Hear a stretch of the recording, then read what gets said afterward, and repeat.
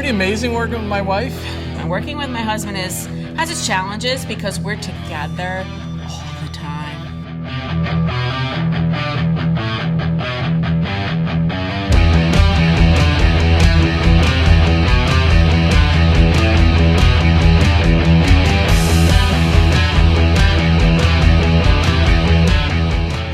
Hi, I'm Rich.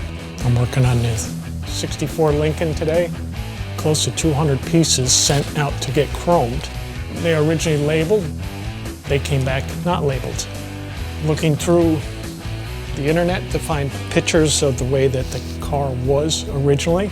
Some of the bolt hole threads or openings of different instrument panel parts and something that requires more of like a fine fit. That extra chrome in there takes up space. It's got to be filed away very carefully. Or if it amounts to bolt holes, they have to be all retapped, cleaned, so that it can be screwed back together properly.